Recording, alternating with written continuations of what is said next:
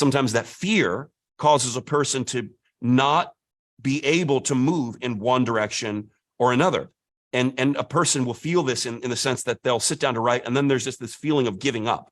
They'll say things like, well, why would anyone want to read my book anyway?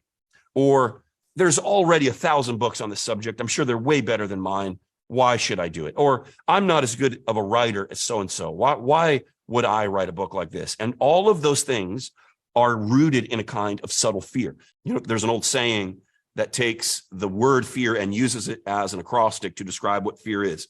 Fear is false evidence appearing real. F-E-A-R, false evidence appearing real. And that really, truly is what fear often is. It's often the thing that you fear is like a mirage. You know, you ever seen a mirage in the distance? Maybe you're driving out west and you see what looks like a body of water on the road, but as you get close to it, that thing dissipates and disappears.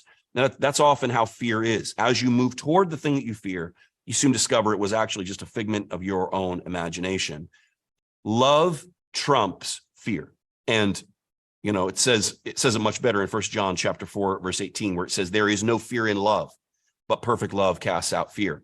Another scripture says, God has not given you a spirit of fear, but of power and of love and of a sound mind. You see, fear and love are at two different opposite ends of the spectrum. Some people want to juxtapose fear with courage, but actually the Bible contrasts fear with love, because love is not only the opposite of fear, it is the antidote to fear. And so, you know, fear is an emotion that everyone feels, and there's nothing you can do about that. But love gives you the power to overcome that fear, like sort of like an anesthetic before an operation numbs your physical feelings. Love numbs those spiritual and emotional feelings so that you won't be governed by fear.